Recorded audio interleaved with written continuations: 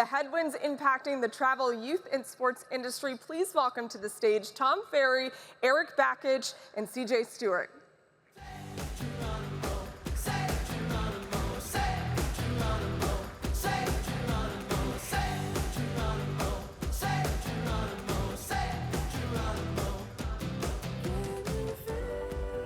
Hi. Thank you, thank you, thank you. All right. Does it say who you are yet? I was going to say, can you guess where he coaches? Look at the colors. You came ready in Clemson, Coach. I'm ready. This is going to be a really insightful panel. You have three men up here who have a plethora of knowledge when it comes to impacting the travel and youth sports industry. They live it every day. They have lived it in the past. Coach, I'll start with you. There's so many ways I can go as a current head coach in collegiate baseball. Shall we start with what happened yesterday? Can we do that? Sure. Okay, so what I'm talking about is, you'll explain it a little bit more broadly, but a lot of people are very interested in NIL, so I'm just gonna go ahead and start strong off the bat with you. The NIL is affecting the collegiate space every single day in every sport, but there was a new ruling that came out yesterday. Tell us what it was and how it affects your team moving forward. So everybody's probably familiar with the House versus NCAA lawsuit, and there was some settlement language that came out yesterday, but basically rosters are being reduced, scholarships are going up, and this is huge news in the college baseball landscape or just the college athletics landscape. Our roster in particular is going to be cut by 15% next year, but our scholarships go from 11.7 potentially all the way up to 34.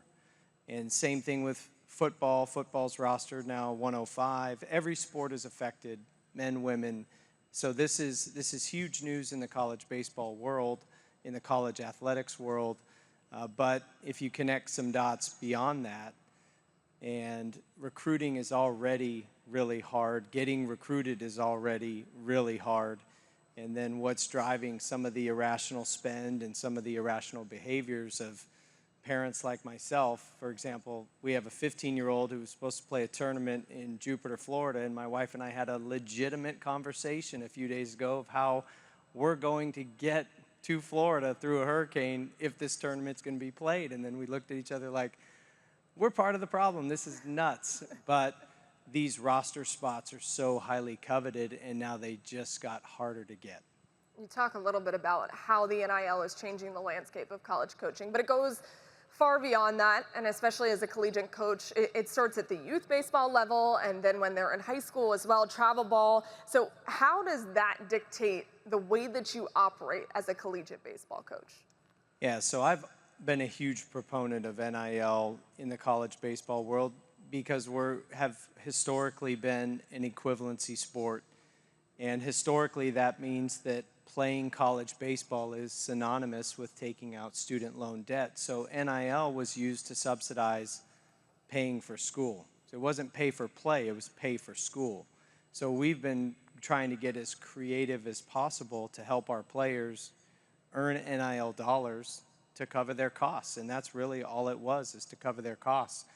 The little secret is once the IRS stripped all collectives and NIL companies of their 501c3 status, now all the donors that were contributing are much more reluctant to put their money into something that they're not getting a tax benefit. The other little secret is our players are being taxed on the NIL dollars that they get. So this has been a hurdle that all of us as college coaches have had to cross, had to jump over, and the cost of doing business has changed. What used to be a good offer for equivalency sports, a percentage of a scholarship, now it seems like the minimum qualifying offer to get a good player is a full ride, and in some cases a full ride plus. So like Dennis said, if you can capitalize on your name, image, and likeness, meaning you're a proven player at your school and you can earn and make money on top of that, then great. But it's turned into the Wild West because it's turned into a pay-for-play kind of thing, especially at the football, basketball levels. Every time you turn around, you're having to change something as a college coach because that landscape is changing so much. So younger student athletes and younger aspiring student athletes are going to have to pay attention to that. So we'll come back to you and get more on that in a second. CJ in the middle over there with that nice looking hat on. CJ is an Atlanta native. You played for the Chicago Cubs. You're an Amazon #1 best-selling author. You do a lot of really cool things, but your personal story, and just in the 15 minutes that you and I had to talk before this panel, it has such a large impact on why L.E.A.D was created and why you are the way that you are, why your mission and your passion is behind L.E.A.D. So tell us a little bit about your background and why you were so passionate about starting this program. Yes, so I am CJ Stewart, and born and reared in Northwest Atlanta, the Bankhead community, and just so that people understand that Atlanta is the city, but Atlanta is the culture.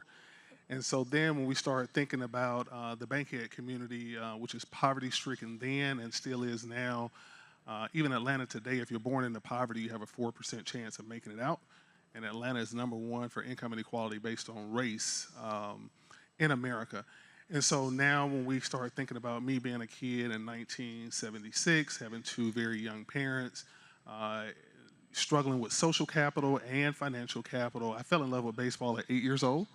A Cubs fan, my granddad would watch a lot of the games, and it was funny because I noticed that at Wrigley Field they had ivy on the wall. And my grandparents had kudzu in their backyard, so I get some rocks and hit them over the fence, and imagine that I was in Wrigley Field. Fast forward, and I started playing baseball at Cascade Youth Organization. So at this point, travel ball doesn't exist. I was very fortunate because I would regularly show up for games, and civil rights leaders would be there, like Coretta Scott King, John Lewis, Maynard Jackson. So for me, as a young black kid that's living in poverty and being around so many powerful people, I'm truly believing that I can do whatever I want to do. Fast forwarding, I was drafted by the Cubs out of high school because I had a lot of strong black leaders that made sure I was in the right place at the right time, and was subsequently drafted again and played in the Cubs organization. But had my first opportunity to play baseball at East Cobb when I was 14 years old. And the struggle then still exists now where if we get past the conversations about black boys not being able to come from families that had the money to play baseball, because there are a lot of poor families that still spend an enormous amount of money for their kids, but there's a social cost for black kids to now code switch and go into predominantly white environments trying to play baseball. And as much as we would love to say that baseball is just this universal thing, there is a black way and a white way to play it, and I don't have a whole lot of time to unpack that, but it is what it is. And so with L.E.A.D, what we do is we provide an opportunity for black boys to develop into major league players and major league citizens, and to be able to show up and be openly black, and they will be good enough to play at Clemson, but making sure that we have great coaches like yourself that will allow them to show up and not have to be somebody that they aren't. I think all of that stuff is really important, and also getting that message out there and educating people, not only through your own experiences, but also the realities of how it actually is, I think is incredibly important. You mentioned it just a little bit, how you're using L.E.A.D to enact change, not only in the present and future, but how are you doing that? Yeah, so, the thing that's very important is the model that we use is sports-based youth development, which is in part a competitor to travel ball, pay to play. And so we compete just like travel ball, but with sports-based youth development, it is the intentional use of sports to help children make healthy transitions into adulthood. So we all experience a high level of stress, but if that stress is not buffered, then it becomes trauma. And when you start to deal with trauma, then it starts to affect your brain. And so for children that come from affluent families, that barrier is going to be, or that buffer is going to be sports. But it costs a lot of money to play sports. It costs a lot of money to be in environments where they're safe and they're healthy. And so for us, our children that cannot afford to do that, they pay us with the improvement of their grades, attendance, and behavior. The other thing that's very unique about us is our progression to performance. So the first thing that we establish is making sure that they're protected. Then they learn how to participate. Then they learn how to practice. Then they learn how to play. And then they learn how to perform. And so as we're dealing with children, and our children right now, we have a focus on African-American children that are living in Atlanta. baseball for boys and tennis for girls. We just got back from Jupiter. And so, when you think about taking a roster of 16 black boys to Jupiter, covering flights, covering hotels, and telling them that when we go out here, we're expecting to win. So much so that before every game, they have to submit a guarantee an hour before the game. So I guarantee I'll only strike out one time, I'll only make 2 errors, whatever it is. Upon not fulfilling that guarantee, you got 2 choices. You can either be substituted immediately, or you can do 200 push-ups in 20 minutes after the game. But these are children where we have to have a trauma-informed approach and an evidence-based approach so that they can show up on campuses like Clemson and helping them win national championships. And you guys are consistently doing that. I'm sure we'll get into that in a little bit. I want to get into some of the graduation rates and all of that fun stuff of L.E.A.D because you guys are doing a lot of really great work.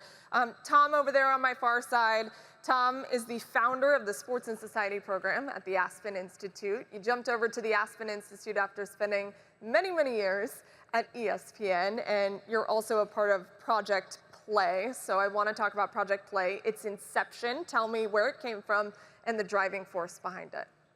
Happy to, but first of all, let me commend you on your program, CJ. It's really incredible. I'm curious, how is it supported? Philanthropic dollars, corporate? How do you? So it's a third. So individual donations is very important and a huge part. We also have corporations, and then also corporations that support us, Google, Georgia's Own Credit Union, the Atlanta Braves, and then we also have foundations that provide support as well. We can't have fun without funding, so we're always working hard to raise even more money. Talk to this guy afterward if you feel like you can support him. And I also want to thank Erik. He came to the Project Play Summit a few years ago, and he is one of those college coaches who sees the big picture, and from the entry level of sport to the college level and beyond, and really appreciate his perspective and how he's been an important part of Project Play and his insights. Your question is like, how did Project Play get started? Yeah. Right? Yeah, so I was a reporter for ESPN, Outside the Lines, E60. I was the bad guy. I was the one who would put people on the hot seat and tell them, try to get to the bottom of some issue. These half-hour shows, and they're great. I'm really, really proud of that journalism. But at some point, I was like, you know what? I want to be part of the problem-solving process, too, not just to break down the problem. How do we build something back better? So I wrote this book back in 2008 called Game On, the All-American Race to Make Champions of Our Children when I was with ESPN. And it really was the nation's first journalistic survey of the landscape of youth sports. It tried to explain our sport ecosystem, that if we're the world's sports superpower, then why are only 1 out of every 4 or 5 kids physically active? And why are the parents freaking out on the sidelines? And why are we seeing this concussion and these burnout and overuse injuries? And it took a lot of work because there were thousands of reporters assigned to covering the NFL. No one's assigned to actually cover youth sports, at least in this kind of way. So put the book together, did a lecture tour. One of the places I spoke was the Aspen Ideas Festival. The Aspen Institute has been around for about 75 years. If there's a complex social challenge, there's a program at the Institute that is there to attack it. They didn't have anything on sports. They asked me to start something up. I said, maybe this is a way to take my Rolodex and my knowledge and the Institute's abilities to reach into C-suites and the White House and other very important places and create a shared conversation around what good looks like in youth sports and a set of strategies that we can all begin to rally around. So what you see on the screen here, or I see on my screen, is our seminal playbook, Sport for All, Play for Life, a playbook to get every kid in the game. 8 strategies for the 8 sectors that touch the lives of children. And it's organized our behavior the whole time. None of it is rocket science. Number 1 is ask kids what they want. There's revitalize in-town leagues. There's bring back free play. There's encourage sports sampling. There's train all coaches. Again, not rocket science. Stuff that people can nod their heads at and begin to develop policies, practices, and partnerships that hopefully can move toward this model of sport being accessible to all. And you don't stop playing at the end of high school or the end of middle school. You're actually active into adulthood. That's what healthy communities look like. You have to do it with sports. So Yeah, it's been 10, 11 years of bringing together the professional leagues and the media companies and the Nikes and the Under Armours and getting around a table and saying, okay, what can you do? How do we figure this out? How can we take mutually reinforcing actions to build this model of sport for all, play for life?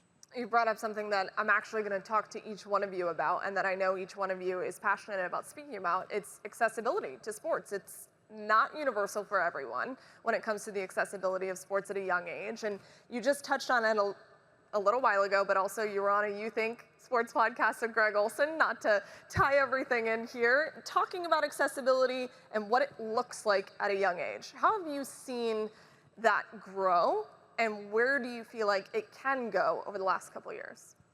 So, sport when I grew up as a kid, and maybe many, I'm sure many folks in the room, you're going to start nodding your heads at this. Sport for me was, I slipped on a uniform, I think, for the first time at age 7 or 8. And even after that, I played a multitude of sports.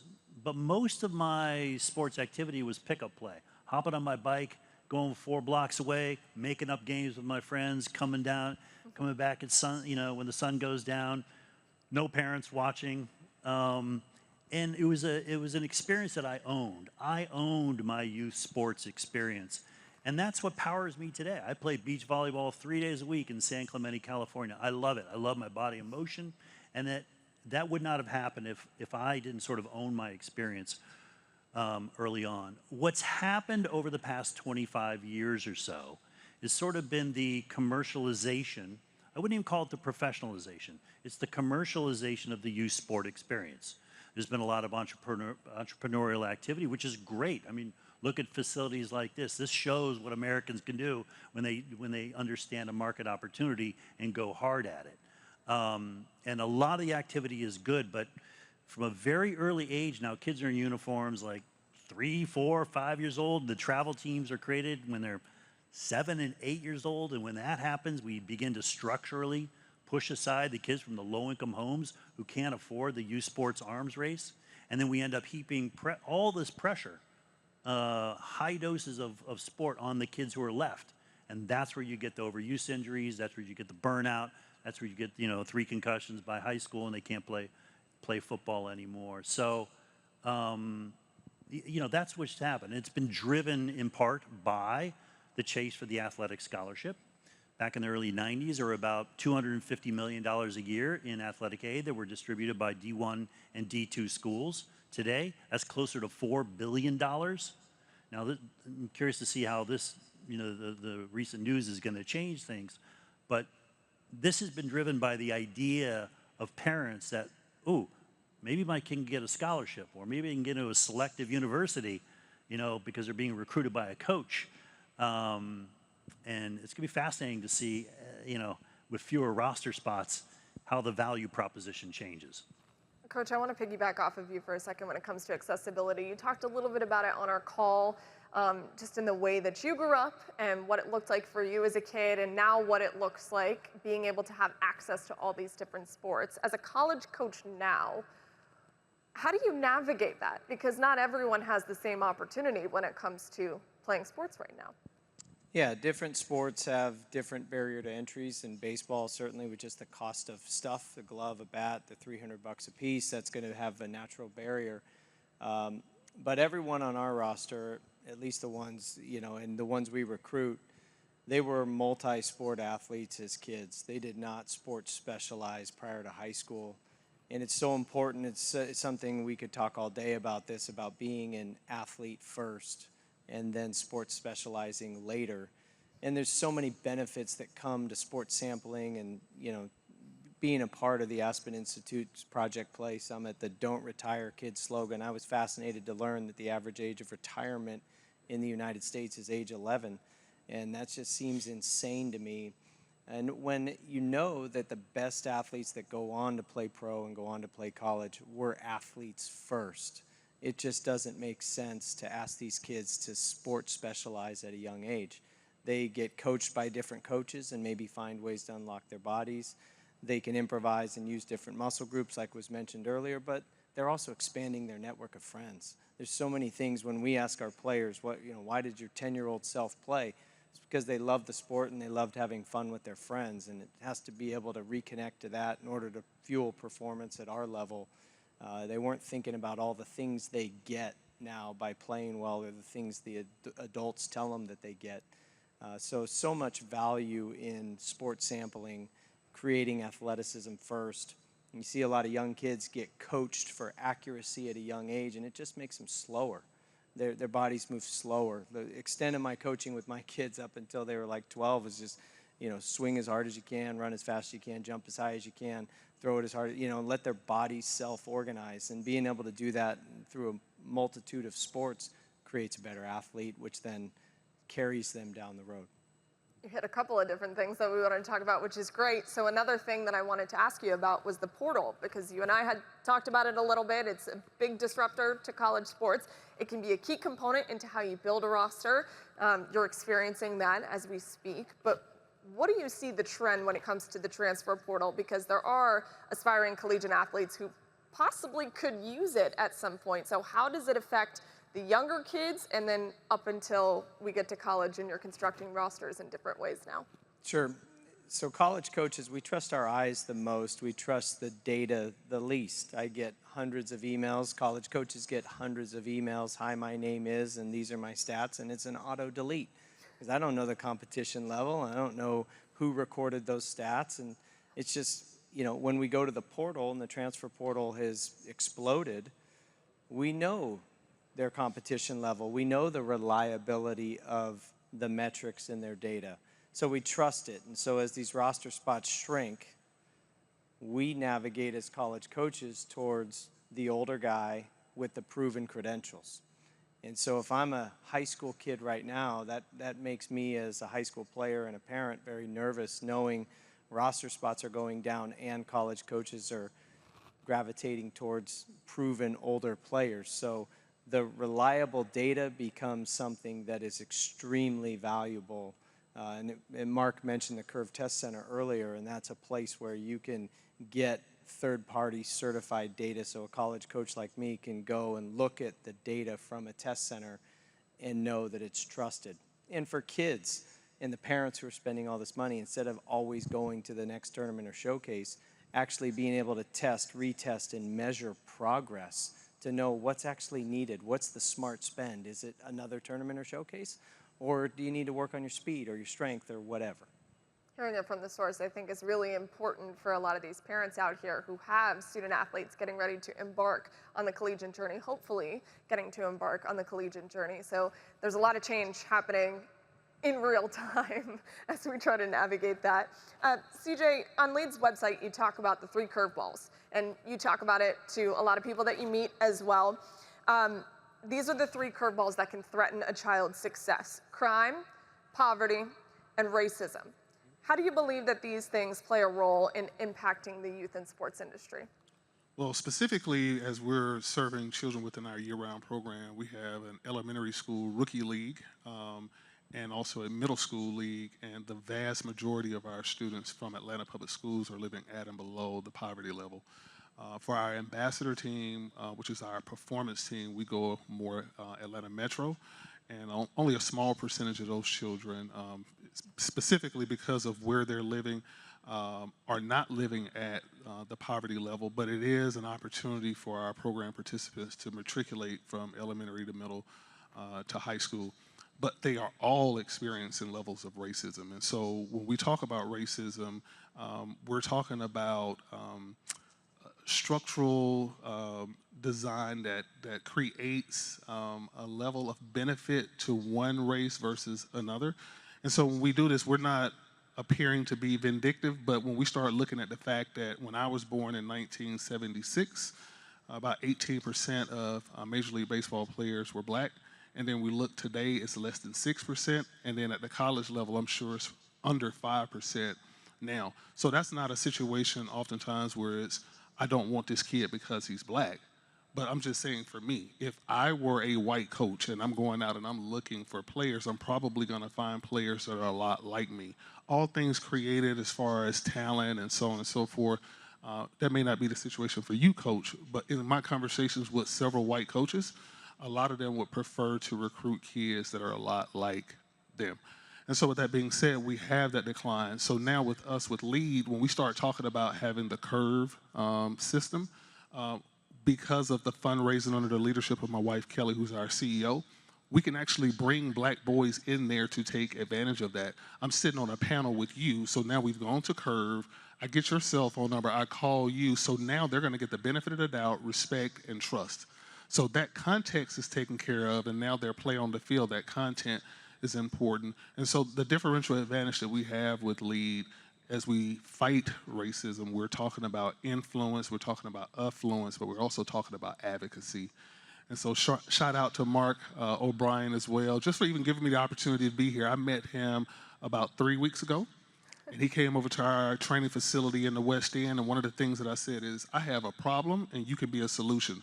For me, as an African-American man doing the work that I'm doing, I do not need to be working in obscurity. I need to be seen. I need to be heard. And he said, oh, by the way, we got a summit coming up.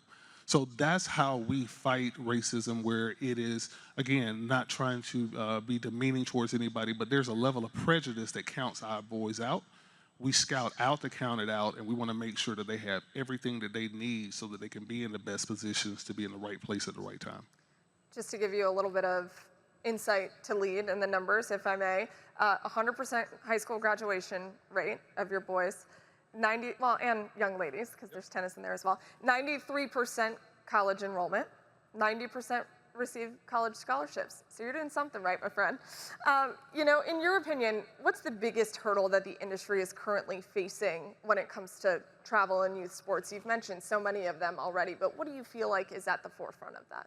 So, you know, I was very excited when I was a kid having an opportunity to play rec baseball. So rec baseball has gotten a very bad name late days. So we call it foundation ball.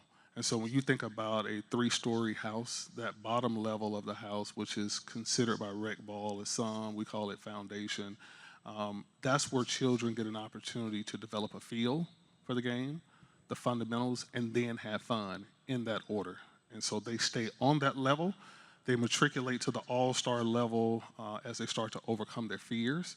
And at that all-star level, what they're focusing on is we have 6 A's. So I have high-functioning ADHD, so in order for me to see the world, I gotta really see things in acronyms and so on and so forth. But painting that picture, when we think about those 6 A's, we believe that in order to show up at Clemson, you're gonna have to have attitude, awareness, ability to make adjustments, aptitude, athleticism, and aggressiveness. And so at that all-star level, typically those kids have really good attitudes, good awareness, and athleticism. So they move from foundation to all-star to now we're moving to the travel ball scene. Now these are the guys that are playing at the top levels. And so they're gonna have at least 4 of those 6 A's, but the one that's most important is that aggressiveness. And within that aggressiveness, when we unpack that, it's going to be talent, not just physical, but mental, tactical intelligence, toughness, and tenacity.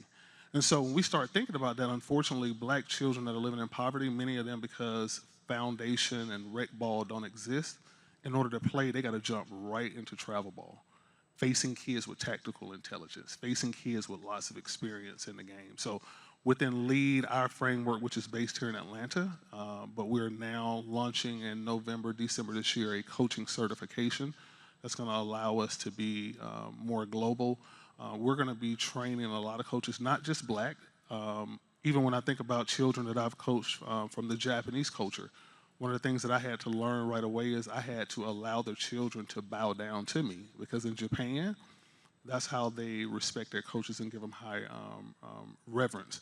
So at the end of the day, for children, they need to be in that foundational level, all-star level, and travel ball level. But in order to compete, they're going to have to go through all of those things and get outstanding coaching. I think that what you've touched on, what coaches touched on, and Tom, what you've touched on throughout this panel, one of the things that we're facing is cost. And Tom, you talk about it a lot. You talked about it on our Zoom call. Costs surrounding travel and youth sports, it is a big discussion right now. What do you see in terms of the trends when it comes to cost? How do we combat that, and where is it going in the future?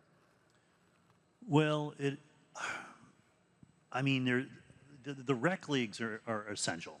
We have got to find a way to make local, low-cost community play a quality experience. That comes down to training coaches. We've got to get to a place where parents don't feel like they need to jump to super expensive travel team when their kid's in second grade, because if they don't do so, then the bullet train has left the station and their kid won't have a chance to play in high school or maybe even college, right? So some people, I mean, I was a travel team parent, soccer, my kid played college. I mean, I know this experience. But I allowed my kid to go early because I did look at the high school team and everybody was doing club at a pretty early age. And I'm like, well, you know, I don't want to foreclose on an opportunity for my kid to play at an advanced level. So I'll just go with it. Do we want to give up the Mother's Days and certain holidays and weeks during the summer to do this at that early of an age? No, we probably didn't, but you love your kid and you want your kid to have every opportunity possible.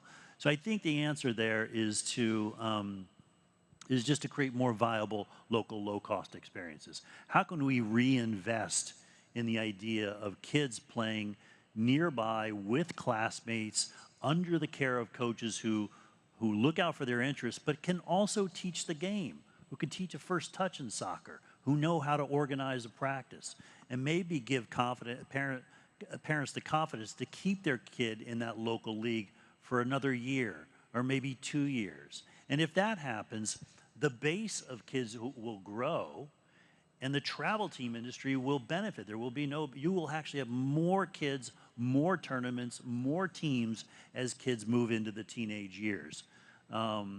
So that's what I would say is key. Let's all figure out how to optimize the local low-cost experience. Optimization is key, and certainly in the travel and youth sports industry right now, and of course in the future, as you were mentioning. Coach, I'll wrap with you.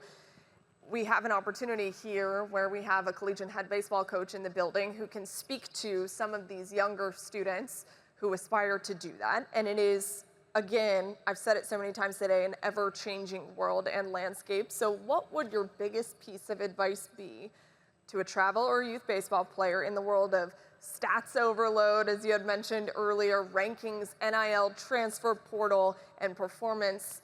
What do they need to know in order to hopefully be successful, and if they have dreams to play collegiate baseball, get there? Yeah, well, there's a next level for everybody. I had to go to junior college out of high school in order to get to Division I. But I would say my advice would be, 1, surround yourself with good people. 2, put the target on growth. Everybody always wants to measure the outcome. In other words, if CJ and I raced each other, and CJ's way faster than me, but if we raced and I ran as fast as I possibly could, and CJ just ran fast enough just to beat me and he won the race,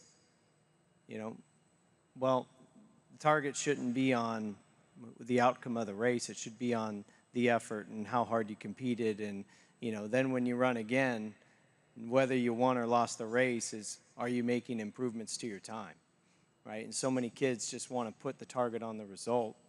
And am I going to this event and getting recruited? Well, no, measure your progress. And if you're hanging around with good people and you enjoyed playing on the team with your buddies and you like your coaching staff, then have measurables and understand this test, retest model and measuring progress. That's going to be the thing that you can hang your hat on, whether the opportunity materializes or not. At least you're getting better and putting yourself in the best position, because sports, hate to say it, but when you're an athlete, you're just the opinion of somebody else, and you may leave your best performance on the field or in the court or wherever, and nobody was there to see it. So just putting the target on improvement, perpetual, continual improvement, and more often than not, you're going to have a shot. Effort is what you've said a lot, and what a lot of you guys have said all throughout the afternoon. Tom, Erik, and CJ, thank you guys so much. Thank you. Great stuff. That was great. Thank you. Thank you very much. Thank you. Awesome.